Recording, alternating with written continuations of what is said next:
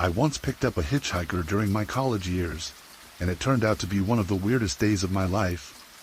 I was born and raised in the same town for 19 years, and only moved away for college to the big city, about an hour and 20 minutes away.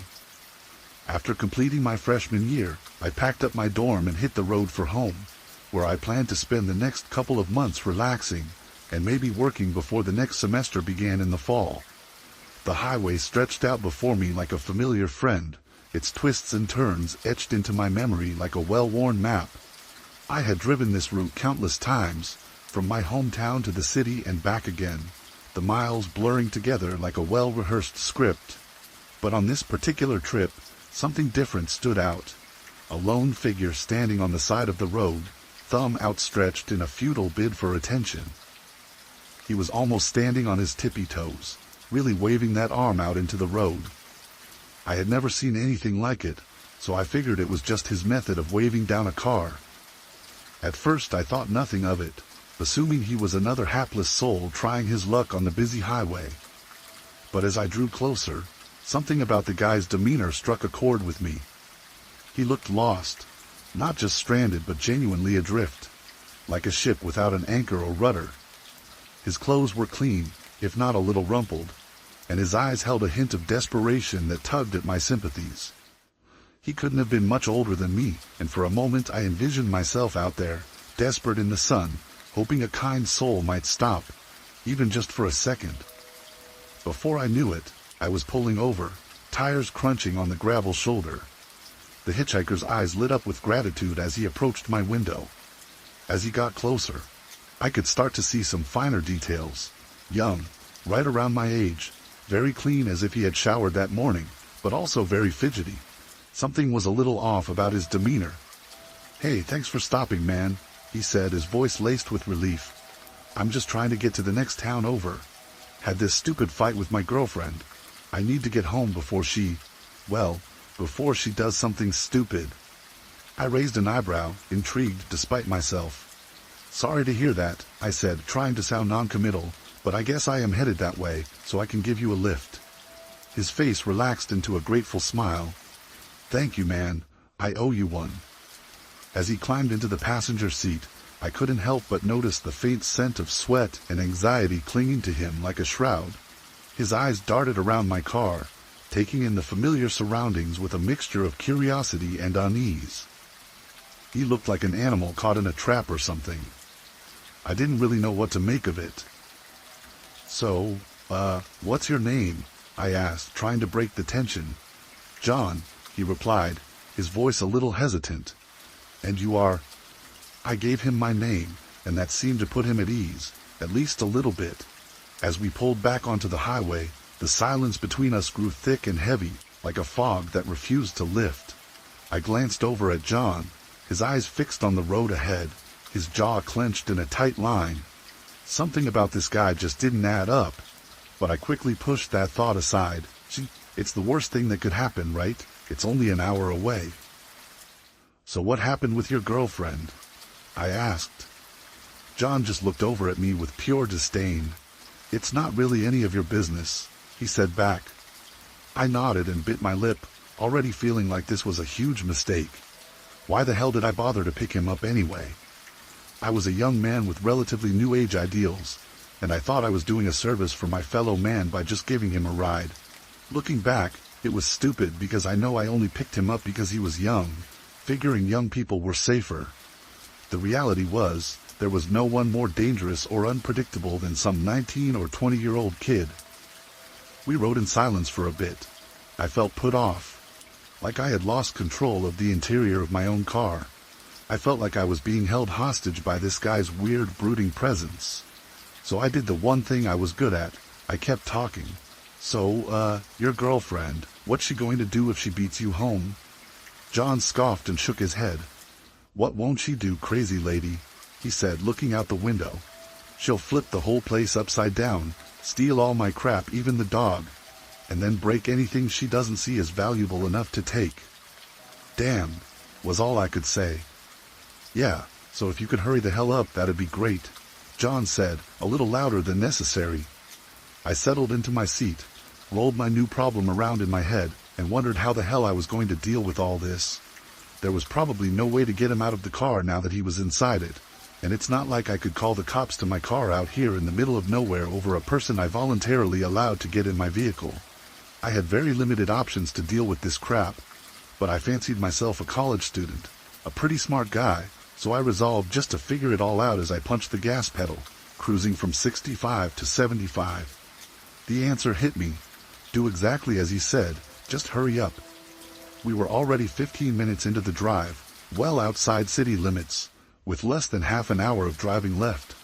I dropped him off the second we hit town and called it a wash. No harm, no foul. As I started hauling ass, he got a bit more normal. It was almost like I was on his level now. We started talking a little bit. He told me that he and his girlfriend were from Washington or somewhere far away but had been scoping out my state to see if they'd enjoy living here.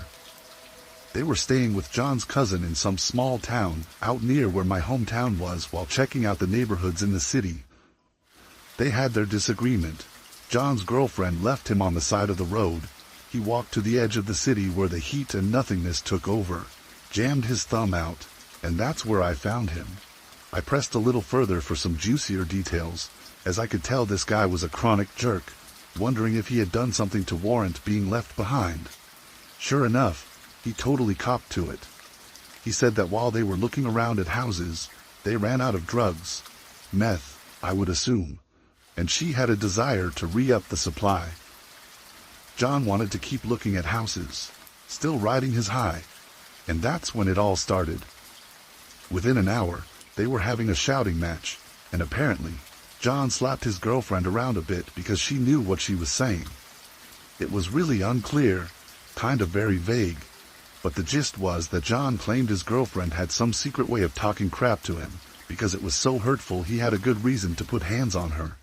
It was some of the most craziest stuff I'd ever heard. The guy sitting next to me was like Joe Cool, literally bragging about smacking around a girl. I suddenly felt very guilty for bringing him closer to her at all. Still, I ponied up at a cool 80 miles per hour, rocketing to my hometown and hopefully away from this crazy situation. I didn't do much more talking those last 20 miles, just gripping and ripping the wheel as fast as my car could allow. I was going so fast that John was literally sliding around in the seat, gripping the handle above his head. We blew into town, and I drove to the first place I could think of, the local police department. It was an old brick building on the corner of Main Street, very inconspicuous. So I just talked a bit to distract John as I pulled in. I shifted into reverse and quickly gestured to the building. "Here you are," I said. "The hell is this?" He asked me. "I thought you said you'd take me to my house. This isn't even the right town." "Sorry, man. This is where I live. So it's as far as I'm going to go. I figure you might be able to get a ride, or use a phone here." "The hell, is this even a police station?" he questioned. I nodded. "I am not getting out of the car," he said with a smile. "No way." "Okay, fair enough. I wouldn't either if I was a woman-beater piece of crap," I said, adrenaline in my voice, chest pumping hard. I'd never spoken to a stranger this way and honestly thought it was going to come to blows. "What is that, what this is about?" he questioned. "I told you to mind your business." "I am minding my business. Now get the hell out of my car," I demanded. John nodded and looked around for an option of any kind. All he found was the door handle. "You're lucky you're smart too. If you pulled this crap anywhere outside of town, I'd saw your head off and steal your car," he said with a smile. "It's what I did to the last guy." At this point my legs were shaking. He was out of the car, so I wanted to quickly create that distance. I looked behind him at the police station, doing something of a pump fake to make him think that there were cops coming up behind us. It totally worked. He whirled around, and I punched the gas, backed up, and rolled onto the street, not even checking for traffic behind me. I drove off, did circles through town for a bit just to make sure there was no chance this guy saw the direction I went home in. He didn't really tell me or do anything crazy after that. He was in a police parking lot after all. He just stared me down, and that was the last time I ever saw him. The weirdest part of it all to me was that he didn't look or even really act like a drug addict. He could have passed for a totally normal guy, totally sober. It probably helped him when he needed to lie about whacking his girlfriend around. I honestly hope that jerk never made it home.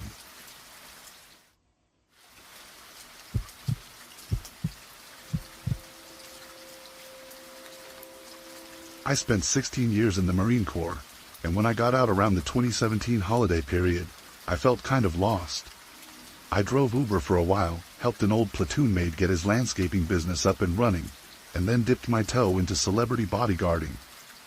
But if working those jobs taught me anything, it's that I'm just not a people person. Working with Marines is different. There was structure to it, discipline, and no offense to the general civilian population, but y'all are animals, not that Marines aren't. But driving people around, dealing with paparazzi, and having suburban housewives demand more respect than most Marine Corps officers was a whole other level of ass pain. It got to the point where I was seriously considering moving into private security, which was something I promised myself I'd never get into. But then, funnily enough, the ex-Marine I spoke to, who had a link to the industry, ended up suggesting something completely different. Once I heard it, I couldn't keep my mind off it. He said he knew a guy that had been in a similar situation, needed to transition back to civilian life, but more conventional jobs just weren't clicking for him. The guy worked a ton of different jobs, hated every one of them. Then almost at random, he decided to try being a wilderness guide for a little while. That was 4 years ago. His buddy had been a guide ever since, up near Marble Mountain, and said it was the best decision he ever made. I asked the ex-Marine guy a whole bunch of questions about it, and he told me what he knew. He said his buddy basically worked for himself, set his own hours, and had the freedom to pick his own clients. Then all he did for a living was hike with folks, camp with them, and impart all the survival skills he'd learned in the military in the process. People paid him handsomely too. It wasn't just some minimum wage thing. I guess his veteran status helped him out in that respect, but he was making great money all the same. We talked about the whole private security thing too, but after we went our separate ways, it was the wilderness guide thing that really stuck in my mind. About 3 months later, I was driving up to Fresno for a job interview at a small veteran-owned wilderness tours company. The interview went great. I impressed the boss enough to get me hired, and I've been at that place ever since. I guess the reason I'm telling you all of this is because I thought working up in Fresno would be the beginning of my quiet and peaceful life as a civilian. I'd done 2 tours in Iraq, 1 tour in Afghanistan, saw my fair share of casualties, and lost count of the number of times I've been shot at. I'll always be a Marine, but I was happy not to have that life anymore. I didn't want the violence, the craziness, or the danger. But in taking one particular job at this wilderness guiding company, I somehow ended up having a brush with something far stranger and far more frightening than anything I ever came across in the Marine Corps. It all started when my boss got a call from a solo hiker that we'll just call Chuck. Chuck wasn't the guy's name, but for a whole bunch of reasons, internet crazies being just one, I'm going to change the names of some people and places to protect the affected.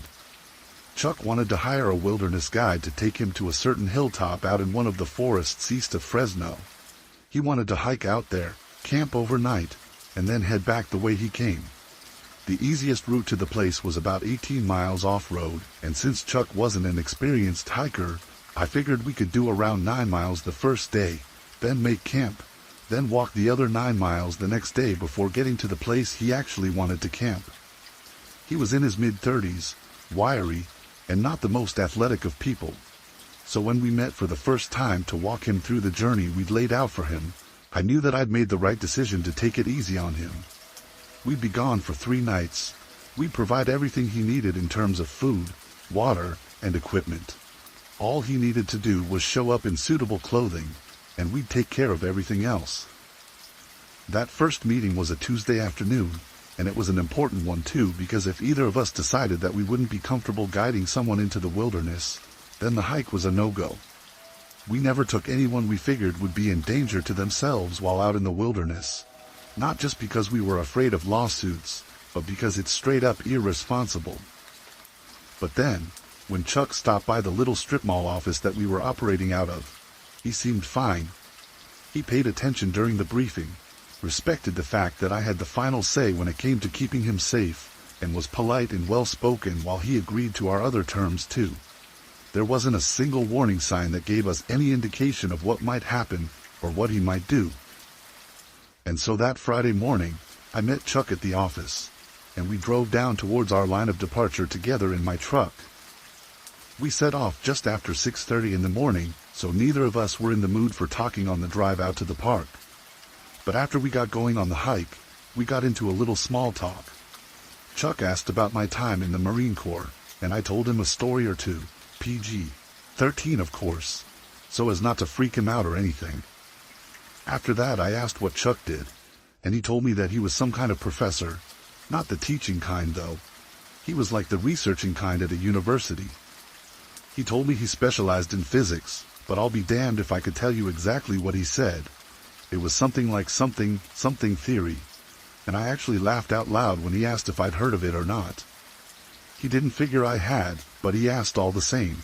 Then he gave me a little breakdown of the kinds of things he researched. Again, I can't say that I could ever recall any of it. It all sounded like mumbo-jumbo to me, but you could tell that he was a seriously intelligent dude, and that the work that he did was pretty important. Not long after, we got onto why he wanted to go out onto this particular hilltop, and for the sake of ease I'll just call it Beartooth Mountain. Generally speaking, we didn't ask exactly why people wanted to visit this or that mountain, because the answer was usually a variation on, we heard it's got nice views. Beartooth was no different. It had awesome views and was definitely much easier to get to than most other peaks. But I guess I just found myself curious if it had some kind of deeper significance to him. I feel like Chuck was open and honest with me right up until we hit that point of the conversation, because for the first time, I felt like his answer was a little dodgy. He said an uncle used to take him camping out that way when he was a kid, which on the surface sounded like a good enough reason. But if that was me, and I wanted to take my little nephew somewhere camping to introduce him to the great outdoors, Beartooth Mountain is so isolated and such a tough hike that it's just about one of the last places I'd think to take him. Between Stanislaus, Yosemite, Sierra, and Sequoia, the parks and forests around Fresno got to be home to at least 1,000 different campgrounds, most of which are very family-friendly. So for the guy's uncle to march him all the way out to Beartooth, I figured that he was either ex-military or verging on abusive. But no, they got along great, and he wasn't any sort of veteran. Chuck just said that he and his family enjoyed the outdoors. Enjoying the outdoors is one thing, but making your kids march out into the deep woods over difficult terrain, that's like survivalist level kind of stuff. And like I said, Chuck didn't strike me as any survivalist. But you see, while I might have been thinking all of that, I'm not dumb or rude enough to just come out and say it. If a client doesn't want me to know why they want to go someplace, and they decide to make something up on the fly to protect their privacy while remaining polite, then what kind of jerk would that make me to go and pry any further? So the way it went was more like him saying the thing about his uncle, me just being like, cool, alright, and then the topic of conversation just kind of naturally flowed onto other things. Chuck was pretty good company actually, at least for that first day and night anyway. Like I said earlier, he definitely wasn't used to the physical strain of hiking long distances, but he showed a heck of a lot of character. At times, I was in no doubt that we'd hit our 9-mile goal by day's end, and when we did, he was about ready to sleep standing up and was snoring by 9:30, and that was fine by me. I'd rather get an early night than stay up talking or drinking like some clients want to, and end up paying for it in the morning. So after dousing the fire and setting up a few bear alarms, I decided to get myself an early night too, thinking that the next day was going to be some more relaxed hiking. But I could not have been more wrong. The next morning Chuck was awake and ready to roll before I was, which was great. And as the day went on, he seemed to get more and more keyed up the closer we got to our destination. He was like a kid in the back seat of a car on the way to Disney World, basically asking me, "Are we there yet?" every half hour or so. Until finally, we hit the crest of a hill, broke through some trees, and there she was, Beartooth Mountain. Like I said, I've switched up some of the names here to save you any trouble, but Beartooth really did look like a big old bear's tooth, Just this badass-looking mountain with a sharply curved rocky peak. It's pretty common for clients to get excited about arriving at their destination, and if Chuck's story was true, then I understand why he was psyched to be reunited with a place that had all kinds of nostalgia about it for him. But to me, that's not how he acted. It was more like a religious thing, like how I imagine a person would act if they saw something sacred.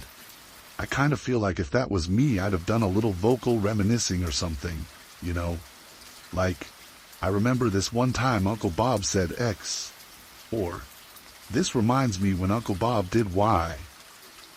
But that whole time, Chucky never once brought up any kind of memory or story from his childhood. I was so curious at that period that I even asked him if any memorable trips came to mind, or if he had any particular treasured memories or anything like that. Not in a confrontational way, just, making conversation. He gave me some wishy-washy answers like, "Oh, I guess it just feels good to be back." But by then, I could tell something was kind of off. Not so off I wanted to turn around or anything. Like I said earlier, a client is entitled to their privacy, I just hoped that things wouldn't get any weirder. But boy, they did. I figured Chuck might have a particular place that he wanted to camp, so on the approach, I asked him if he had any place in mind. It turns out he did have a place in mind, a very specific place, and to find it, he pulled out a laminated computer printout that had a bunch of notes written on it in Sharpie. I could read maps well enough to know that I was looking at Beartooth Mountain and the surrounding area, but then I had no idea what all the notes and stuff said. Some of it looked kind of like math, other parts looked like some kind of shorthand. And before I could ask what any of it meant, Chuck pointed to a spot on the map that had a colored dot on it. There was a bunch of these colored dots all over the map, maybe 10 or 12 of them, all spread out about a mile or two apart. But Chuck pointed to just one and said that he wanted to camp somewhere around there. I told him I could take him to any spot he wanted, give or take about 50 yards. But I also wanted to know what all the colored dots meant. Chuck replied that they were all places he and his uncle used to camp back when he was a kid. And that was the point that I actually started buying into Chuck's story a little. I got an ex whose kid was real quiet and shy but very organized and hyper-focused on whatever he was doing. I can't remember if there was a specific name for what he had, but I know that he was probably on the autism spectrum. My point is, I figured Chuck might have been the same way, and that's why he seemed a little off. But once again, I was there in a professional capacity, so to get paid, I just had to get him to Beartooth and get him out again. If it wasn't impacting our safety, then it didn't really matter to me. So I got Chuck to the campsite he wanted. Then after studying his map a little to make sure that we were in exactly the right place, we set up our tents, made a campfire, and then made dinner. Once he knew we were in the right place, whatever the hell that meant, Chuck seemed to calm down a little bit. But unlike the first night, when he crashed almost straight after dinner, he was still up around sunset when I myself was starting to get drowsy. We just talked till then, and not about anything in particular either, just this and that. And like I said, he seemed chilled out again. Nothing he did or said gave me any cause for concern.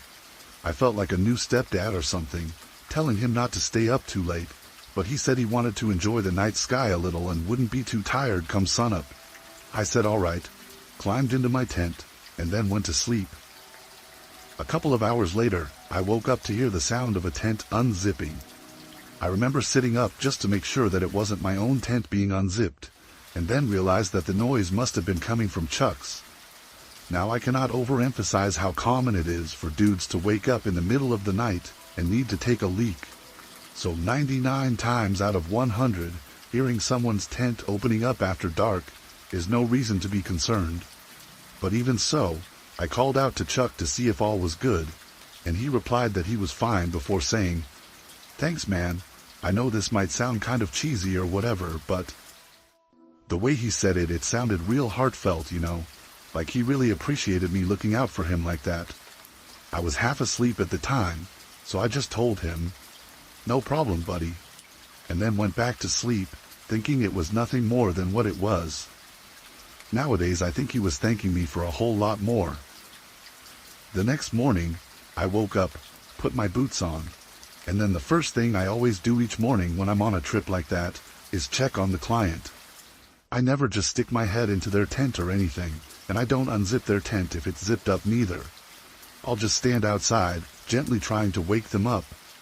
I called Chuck's name once, twice, then 3 times, and nothing even moves inside the tent. At that point, I'm starting to worry that Chuck has had some kind of medical emergency, so I kneel down, unzip his tent, and open up the flap to find that it's empty. I'm still trying to rationalize things, so I assume Chuck has gone for a walk or something. I don't see any boots, so I'm assuming that he's wearing them, and that he's off taking an early morning whiz or something. So off I go, searching for Chuck, having to kind of mentally talk myself out of a panic.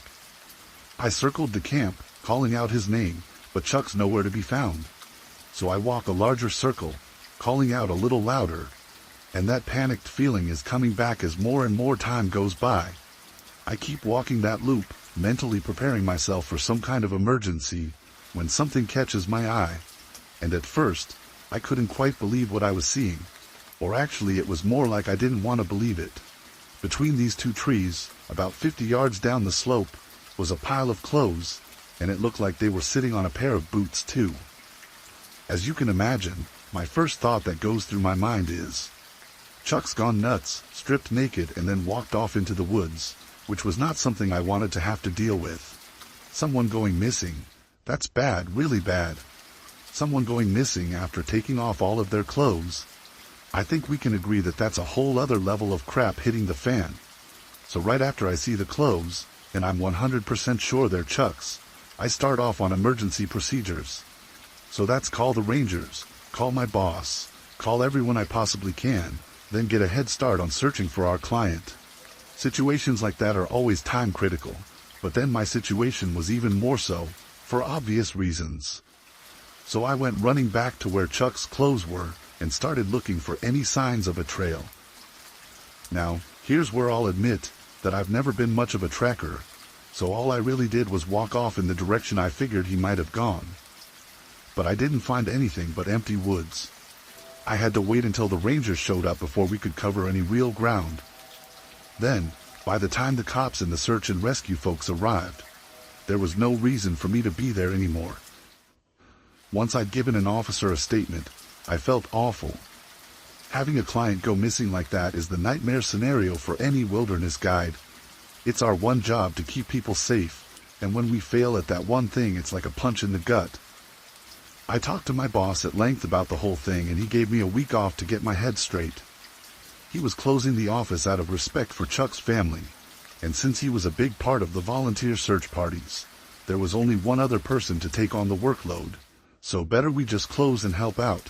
I wanted to be there myself, but my boss, being the wise man that he is, told me it would be better if I stayed away and put my faith in the Rangers, the state SAR, and everyone else they had out there looking for Chuck.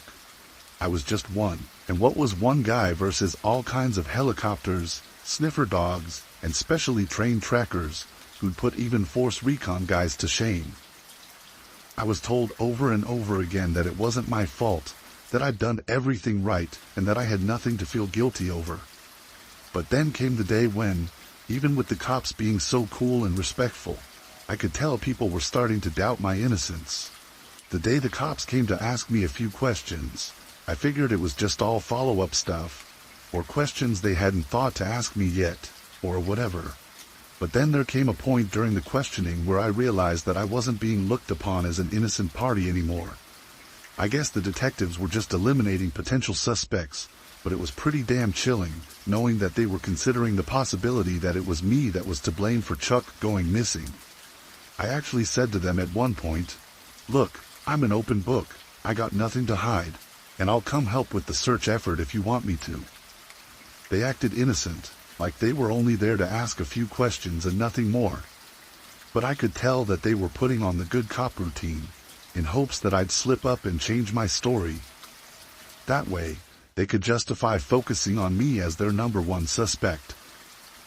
I told my boss what was happening, or what I thought was happening, and he just told me to sit tight and ride it out. After that, I got pretty much all my info from him directly, and over the weeks that followed, this is what he told me.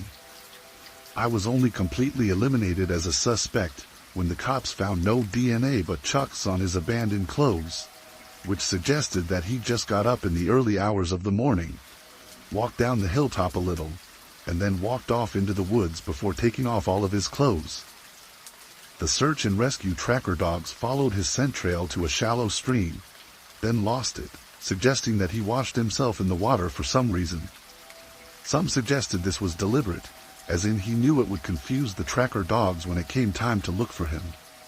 But that made it seem like Chuck was in his right mind when he was walking off through the woods without a stitch of clothing on him.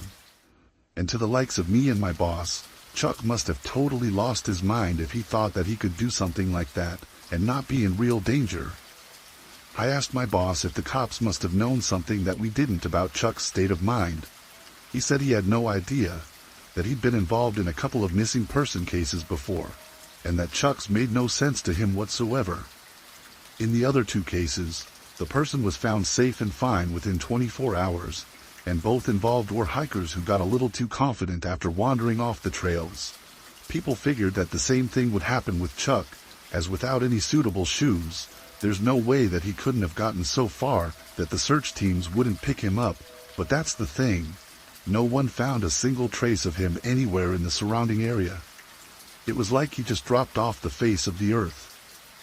After a few weeks, the search was called off, and although California's Park Service promised that they'd continue to keep an eye out for him, people eventually just accepted that Chuck was gone. I tried to move on. I tried to just file it away with all the other bullcrap I filed away over the years. But all the unanswered questions almost drove me crazy. I got a lot of closure with the stuff that I went through in the Marine Corps.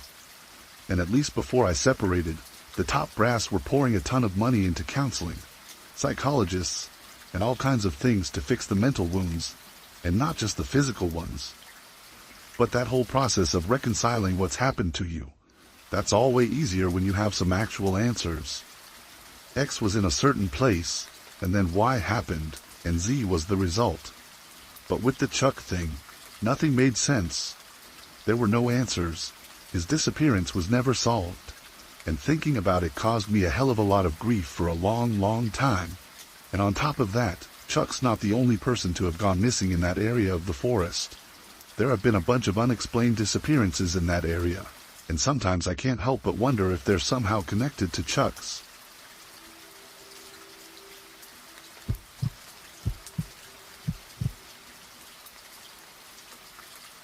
On January 21, 1842, James and Esther Packer welcomed the first of their 3 children into the world. He was born in Pennsylvania's Allegheny County, not far from the city of Pittsburgh, and they named him Alfred. When Alfred was around 10 years old, his father moved the family to Orange County, Indiana, where he found work as a cabinet maker. Alfred was slow to adjust to the sudden relocation, struggled to find friends among the local children, and developed profound melancholy as a result. Familial relationships became strained, and during his 16th or 17th year, Alfred left home in the middle of the night, leaving a note which read, "Never coming back." He rode to Minnesota and worked as a shoemaker for a few years, but in April 1861, the eruption of the fiery Civil War would forever alter Alfred's fate. He enlisted in the Union Army during April of the following year, and was assigned to Company F of the 16th Infantry Regiment, but was eventually discharged after just 2 years of service following a diagnosis of epilepsy. Alfred then traveled west in the hopes of finding his fortune, and held a variety of jobs such as hunter, ranch hand, and wagon teamster. Yet, wherever he went, Alfred proved deeply unpopular with his co-workers, allegedly owing to his argumentative personality, his near-pathological lying, and his reputation for theft. By the time Alfred arrived in Utah Territory, he'd discovered a profitable profession, which suited his contempt for both authority and discipline, that of a wilderness guide. For thousands of years, certain individuals have specialized in guiding unwary travelers across vast and perilous stretches of terrain, and such people were mentioned frequently during the earlier chapters of American history. For instance, Lewis and Clark's 1804 expedition through the American West relied heavily on the knowledge of a Shoshone woman named Sacagawea, and the likes of Jim Bridger and Kit Carson made their names trading on their knowledge of the western frontier. A generation later, migrants seeking to flee the aftermath of the Civil War found that skilled wilderness guides were essential to surviving the journey west, and as a result, a capable guide could expect to make vast amounts of money. Alfred rather fancied the idea of becoming a self-employed wilderness guide, but in truth, he was a dangerously inept navigator. He drew the eye of many a dissatisfied customer and was responsible for at least 2 fully loaded wagon trains becoming lost on their way to Oregon. He was ignorant, obnoxious, and incompetent, yet the demand for wilderness guides was so high that despite his reputation, he continued to find paying work. One such group of potential employers was headed by a man named Robert McGrew, who intended to prospect for gold near a place called Breen Ridge, Colorado, in the winter of 1873. The party consisted of 20 men whose journey would take them from Utah's Salt Lake City to the San Juan Mountains, around 300 miles to the southeast. It would prove a hazardous journey, and the men were in dire need of a capable guide. So, once they reached Provo, a man named George T.R. was sent out to find one. He returned with a 23-year-old gold prospector who just so happened to know the route to Colorado like the back of his hand.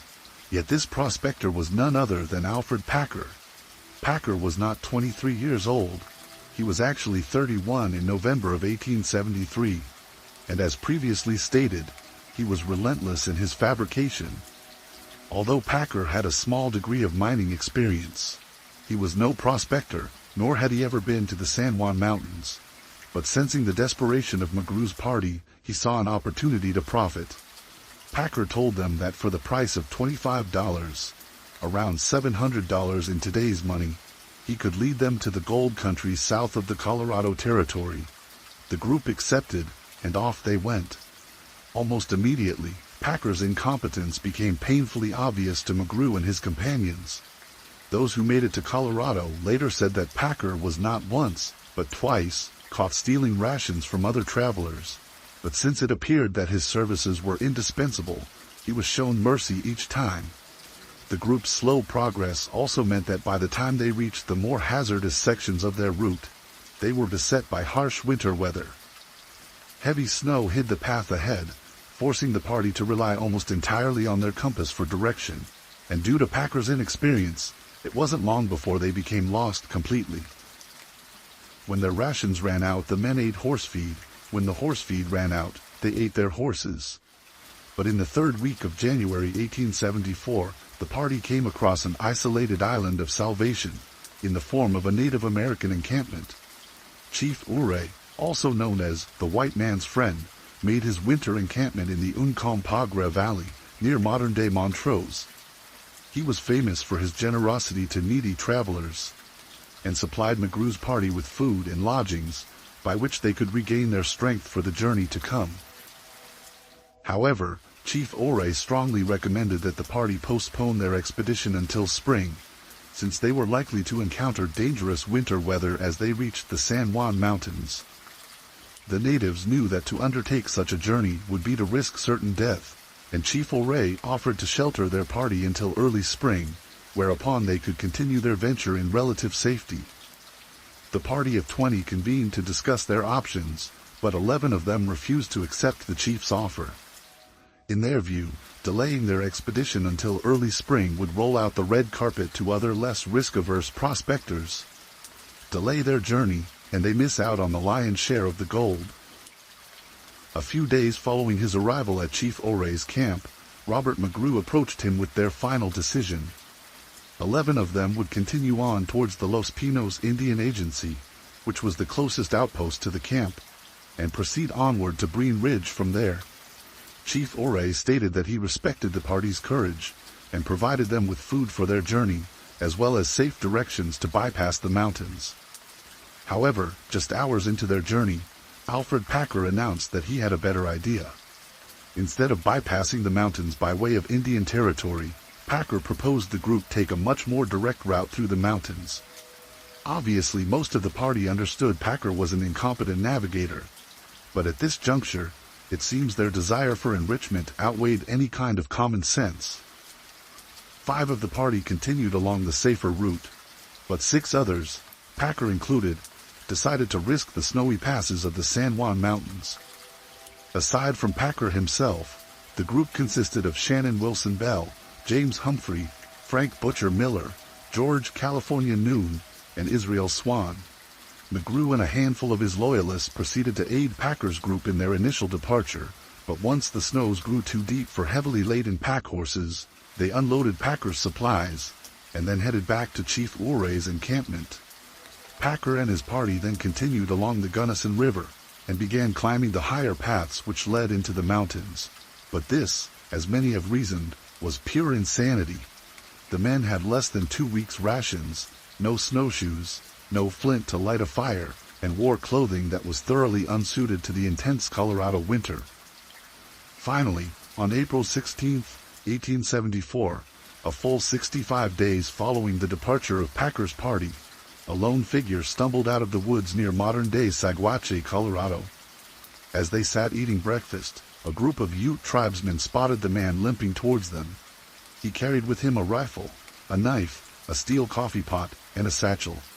When they rode out to meet him, they found a man on the verge of total starvation. It was Alfred Packer, who had somehow survived the journey into the mountains. The men sat him down at the table and gave him some food, but upon attempting to chew and swallow it, Packer promptly vomited. The tribesmen feared that Packer was ill with some kind of infectious disease, but he assured them that his condition was the result of prolonged starvation, and that he was of no danger. The tribesmen then asked Packer what had happened to lead him to starvation, and this is what he told them. Packer explained that he had been hired by 5 prospectors to guide them to Breckenridge. However, during the course of their journey, he began to suffer a terrible bout of snowblindness and began to lag behind. Packer then claimed that when it was clear that he could not continue, his employers abandoned him, leaving him with nothing but a rifle, a few rounds of ammunition, and 2 cans of preserves. From then on, he had been forced to find his way back to civilization alone, and after exhausting his meager rations, had eaten roots, rosebuds, and even the leather of his own shoes, to escape death by starvation. It made for one hell of a story, and most who heard it displayed a great deal of sympathy for the haggard-looking wanderer. Yet to other more senior members of the tribe, Packer's story did not match his condition. Packer had not been the first unwise traveler to have erred under the might of the Colorado winter, but others who'd emerged from the forests of the San Juan foothills had been so malnourished they appeared skeletal. Alfred Packer, on the other hand, looked relatively healthy, and the bloating around his cheeks and chin suggested that he'd been binging on cheap whiskey. Under the assumption that Packer was dead broke, the Indian Agency's Justice of the Peace purchased his Winchester rifle for the generous price of $10. The filthy pre-owned rifle could have been purchased for considerably less, but the money was partly intended to help poor Packer get back on his feet. Having seen enough horrors to last a lifetime, Packer claimed his days as a wilderness guide were over, and that he intended to return home to Pennsylvania. But upon his arrival in the nearby town of Saguache, Packer began a veritable spending spree. He purchased a horse for $70, spent $78 on whiskey and tobacco in Otto Mears's general store, then dropped $100 to book the finest hotel room at Dolan Saloon for the foreseeable future. The amount of money Packer spent is the equivalent of thousands upon thousands of dollars today, which raised the question, just where exactly did an apparently destitute man get so much money? Packer remained in Saguache, spending like a sailor in Dolan Saloon until one day, 3 men walked through its swinging doors. Packer recognized them in an instant. It was Preston Nutter, one of the 9 men who had chosen to winter at Chief Uray's camp rather than face certain death on the trail to the San Juan Mountains. And behind him stood 2 other members of Robert McGrew's original party. Nutter approached Packer at his table and asked where the other members of his group were. Packer recounted his story of abandonment, but Nutter was skeptical. It would have been extremely unwise for men so unfamiliar with the region to have abandoned their only guide, even if they did display signs of incompetence. Sure, the men had been foolhardy to try and brave the Colorado winter, but they were not insane. Nutter also found it odd that Packer was given one of only 2 rifles the group was in possession of, even though he was already armed with a revolver. Yet the final straw came when Nutter noticed a skinning knife hanging from Packer's belt. It was a knife belonging to a man named Frank Butcher Miller, one of the 5 party members that accompanied Packer on their final leg of the journey. When Nutter asked how Packer had come to be in possession of it, he claimed that Miller had simply stuck it in a tree, then walked off without it. Packer then claimed that after asking Miller if he wanted the knife, he was told he could have it. But Nutter didn't believe a word. He'd spent enough time with Frank the butcher to know that he prided himself on his ability to cleanly and efficiently butcher an animal. He'd carried that same skinning knife with him on hundreds of hunts, and to say it was a precious possession would be a major understatement. Nutter knew something was wrong, terribly wrong, and in the face of Packer's obvious deceptions, he became irate.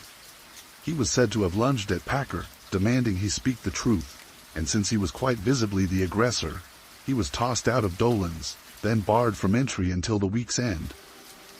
Meanwhile, back in Colorado, the 5-man splinter group who rode on towards the mountains rather than winter with Chief Ore arrived at the Los Pinos Indian Agency.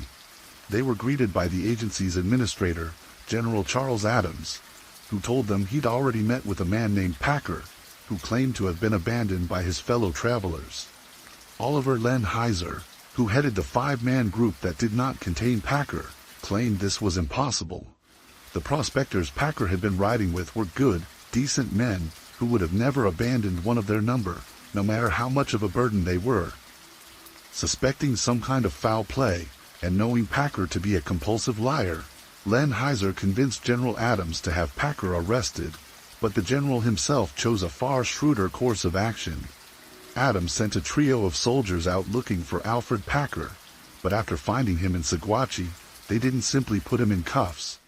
The lead soldier initially consoled Packer regarding his recent tribulations, and complimented him on the survival skills it must have taken to make it down from the mountains alive. Packer was accustomed to such treatment by that point, and welcomed it graciously.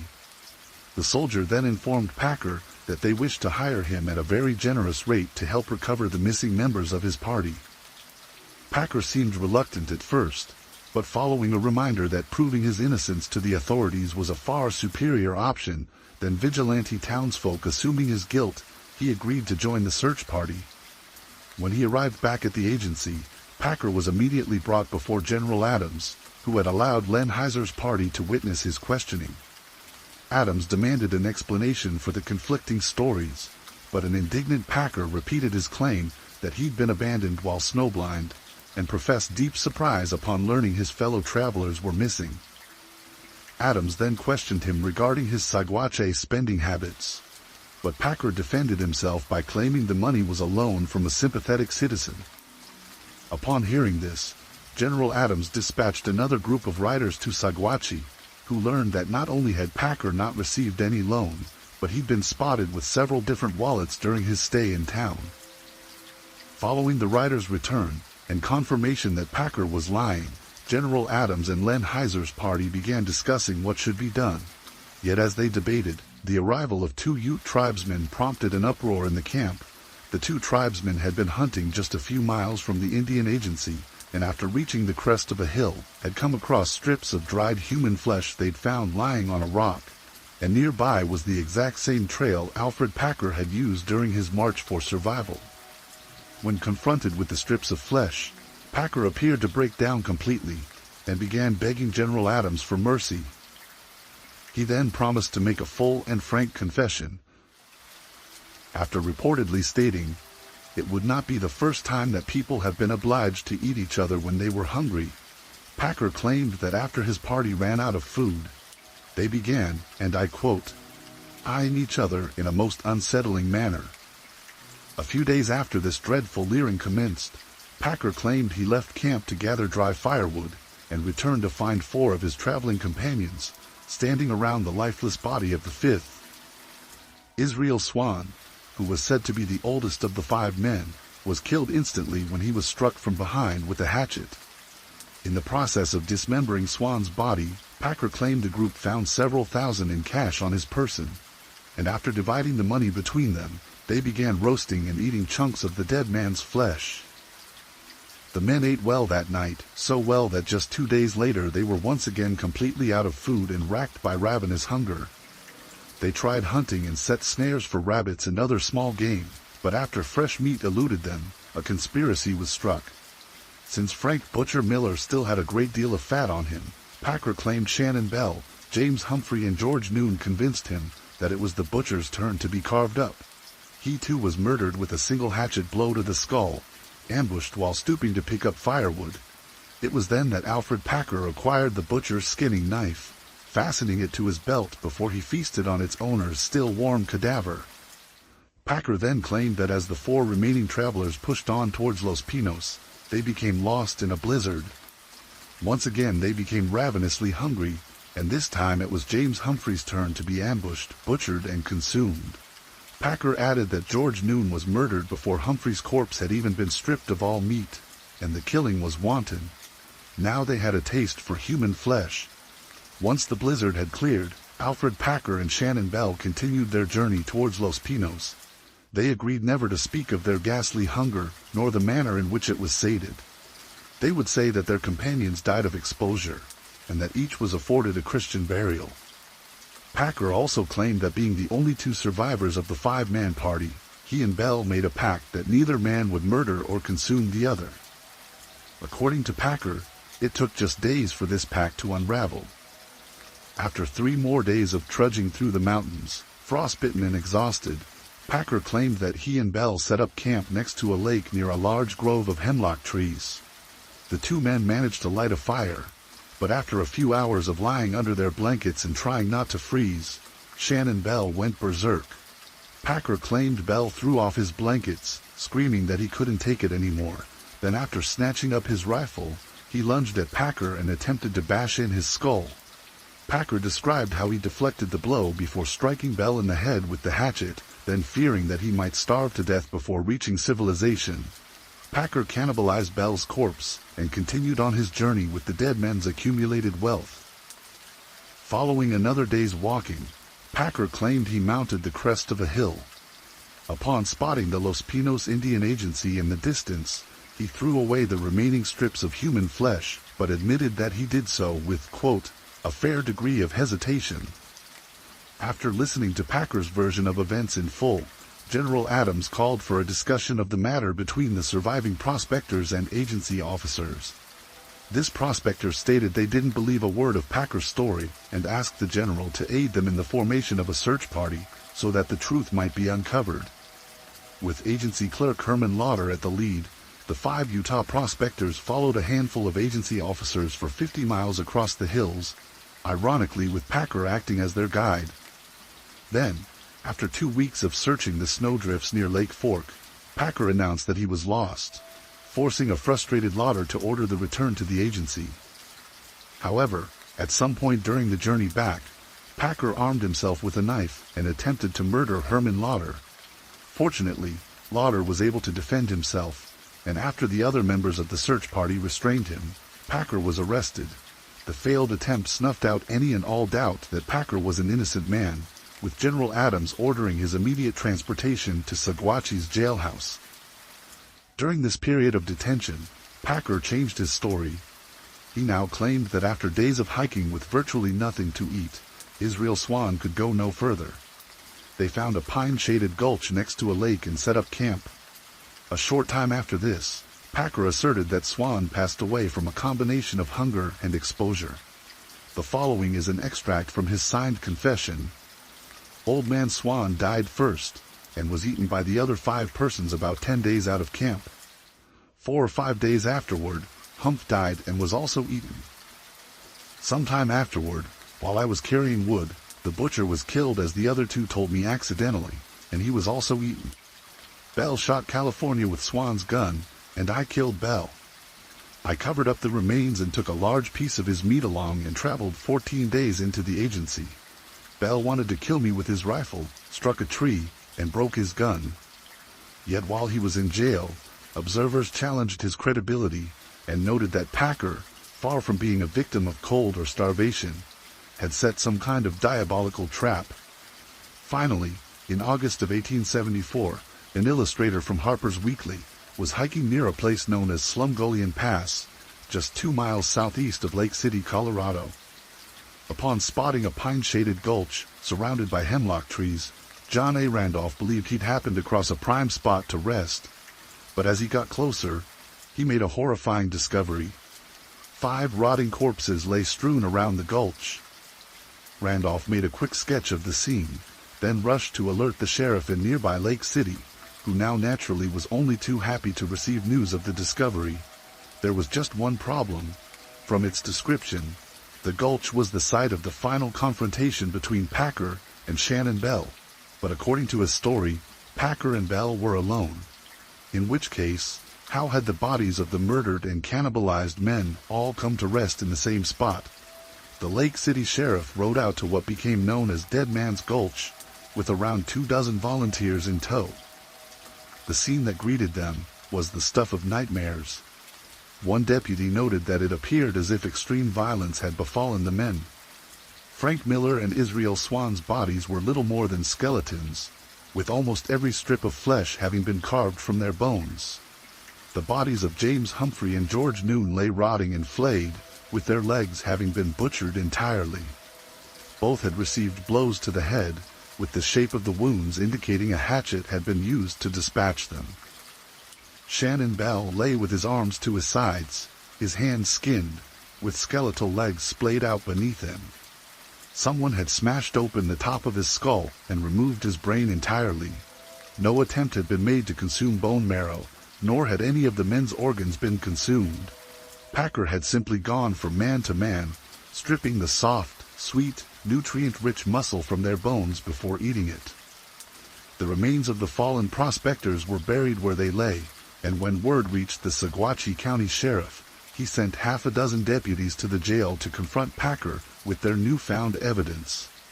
But when they arrived at the makeshift prison cell on the outskirts of Saguache, Packer was nowhere to be found. In order to prevent his summary execution by bloodthirsty vigilantes, the town sheriff decided that Packer would be held in a makeshift cell on a ranch owned by the county. The cell was little more than a dilapidated log cabin. At the time of Packer's arrival, it was almost completely unfit for human habitation. Prior to the discovery of the missing prospectors, Packer had been held there for months with no evidence, no bodies, and no formal charges levied against him. Yet while there were many who were only too happy to see Packer under lock and key, just as many saw his detention as unjust. Some bemoaned the extensive tax bill Packer's imprisonment racked up, while others argued it was unconstitutional to incarcerate a man merely suspected of a crime. Such talk among the townsfolk appeared to have generated a great deal of sympathy for Alfred Packer because when the deputies arrived in late August of 1874, they found the cabin unguarded and deserted. Someone had helped Packer escape. As Saguache's sheriff organized both professional and volunteer tracking teams, local citizens discussed theories on what had motivated Packer to murder and consume his traveling companions. Many believed that he simply attached himself to the party under the false pretense of being familiar with the area, and that ultimately, the men had died because of his incompetence. However, a much more popular theory involved Packer leading the party of 5 into the mountains with a premeditated plan to kill and rob them. Preston Nutter and Oliver Lenheiser were highly vocal in their condemnations of Packer, and did their best to persuade the Saguache townsfolk that the deaths were not some kind of tragic accident. Nor was Packer a man of fortitude, who'd simply done what was necessary to survive. Yet surprisingly, the details of Packer's cannibalism were not the primary issue. By the late 19th century, the American public was familiar with the tragic tale of the doomed Donner Party, delayed by a multitude of mishaps. The Donners spent the winter of 1846 snowbound in the Sierra Nevada mountain range. Some of the migrants resorted to cannibalism to survive, mainly eating the bodies of those who had succumbed to starvation, sickness, or extreme cold. But in one case, 2 Native American guides were deliberately murdered for this purpose. News of such ghastliness spread fast among the American populace, but after a lengthy national discussion, many expressed a great deal of sympathy for the Donners. While many argued that they themselves would not have committed murder, very few were able to categorically state that they would not have resorted to cannibalism if placed in the same dire circumstances. So in the case of Alfred Packer, the most pertinent question was, did his companions die as a result of his incompetence, or was greed the motivating factor? By early spring of 1883, Packer had been on the run for almost 9 years, despite being one of the most infamous individuals in the entire United States. There wasn't a single reported sighting of him for almost a decade. That all changed when a man named Frenchy Kazan arrived in the Wyoming state capital of Cheyenne. Frenchy was a traveling salesman who roamed from town to town plying his trade from the back of a wagon. But Frenchy also happened to have been one of the original members of Robert McGrew's prospecting party who'd wintered at Chief Ore's camp during the winter of 1874. Frenchy's wagon pulled into Cheyenne in early March of 1883, and on Sunday the 11th, he and several other traders set up along the thoroughfare to do business with local townsfolk. Frenchy served dozens of customers that morning, many of whom were headed home from church. But when one man stepped up to his wagon and sought to peruse his goods, Frenchy found his face to be curiously familiar. "Don't I know you?" Frenchy asked. The stranger returned his gaze, revealing piercing blue eyes that Frenchy was certain he'd seen before. "No, sir," he replied. "What's your name?" Frenchy asked, studying the man's rough, dark goatee and how his shoulder-length hair was slick with pomade. "John Schwartza," the man replied, clearly irritated by Frenchy's incessant inquiries. Frenchy apologized, claiming he'd confused the stranger with an old acquaintance. Yet, in truth, there had been no such confusion. Frenchy Kazan was quite certain of the stranger's identity, and following the conclusion of their business, Frenchy rushed to the local sheriff's office and begged them to send a message to General Charles Adams of the Los Pinos Indian Agency. A dangerous fugitive was present in Cheyenne, one that had been wanted for murder for the past 9 years, and his name was Alfred Packer. General Adams and a handful of agency officers rode day and night until they reached Cheyenne. Then, following the confirmation of his identity, Packer was taken to Denver by train. On March 16th of 1883, Packer explained that he'd only escaped from Saguache due to his fear of imminent vigilante justice, and expressed a desire to give a second, much more truthful account of how he survived his ordeal in the San Juan Mountains. Instead of claiming that the men were gradually eaten as they died off one by one, Packer now claimed that Bell had killed the others after ordering him to collect firewood. Packer departed in the morning, then returned in the late evening. According to the second of his signed confessions, this is what he found. "I found Bell, who acted crazy in the morning, sitting near the fire, roasting a piece of meat which he had cut from the leg of Miller. His skull was crushed in with the hatchet. The other 3 were lying near the fire. They were cut in the forehead with a hatchet, some had 2 or 3 cuts. I got closer to the fire, and when Bell saw me, he got up with his hatchet and charged towards me. When I shot him sideways through the belly, he fell on his face. I grabbed the hatchet and hit him on the top of the head." Packer claimed he then dropped the revolver in a patch of deep snow and lost sight of it. After that, he constructed a crude shelter out of stray logs and then hunkered down to wait out a heavy storm. He claimed days went by, his hunger growing ever more intense, until finally, he could bear it no longer. "I tried to get away every day, but could not," Packer said, "so I lived off the flesh of these men for almost 60 days. General Adams then asked Packer why he hadn't told the truth during his first confession. "I was excited," Packer reportedly replied. "I wanted to say something, and the story as I told it came first to my mind." Finally, on April 6th of 1883, Packer pled not guilty at the opening of his trial in Lake City, Colorado. The prosecution claimed that the only logical explanation for Packer's actions was that the killings were premeditated, while the defense argued against him being a murderer and claimed cannibalism was essential to his survival. After 7 days of testimonies and examinations, he was found guilty of premeditated murder and sentenced to death by hanging. Packer was eventually spared the death penalty due to a legal technicality. He might have cheated death a second time, but he was still legally culpable for the deaths of his traveling companions. A second trial was held in Gunnison, Colorado, in June of 1886. Only this time, Packer was found guilty on 5 counts of voluntary manslaughter and sentenced to 40 years in prison. At the time, Packer's 40 years in prison constituted the longest custodial sentence ever handed down in the United States, and had stunned the American public. He was encouraged to lodge multiple appeals, and sent letters to national newspapers claiming that he had been, and I quote, unjustly convicted by an unfair and unsympathetic judicial system, and by the ignorant conclusions and judgments of small-minded people. Eventually, on February 8 of 1901, Packer was paroled after serving 18 years of his 40-year sentence. Upon his release, he expressed a huge amount of gratitude towards a woman named Polly Pry. Polly Pry was the pen name of Leonie O'Brien, an ambitious young reporter with the Denver Post. Upon learning of Packer's military service, she used her platform to paint him as a courageous former soldier whose only crime was getting caught up with what she referred to as a regrettable situation.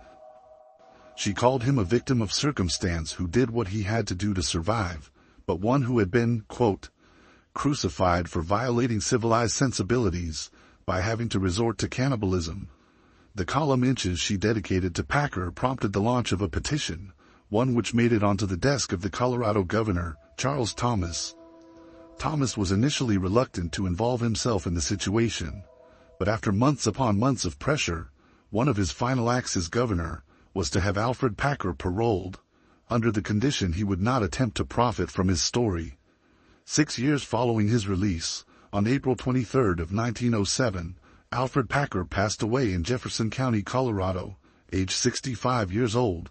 Some have cited his cause of death as being dementia, others blame a stroke, and while rumors abounded that he became a vegetarian before he died, many reported Packer as living modestly and charitably during his final few years.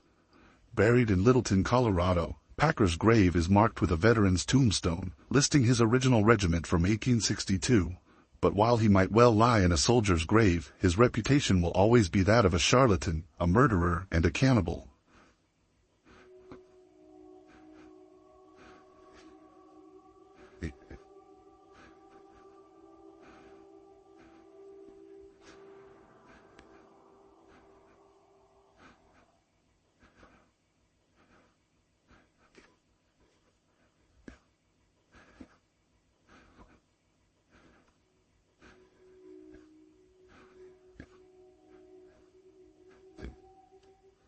Yeah.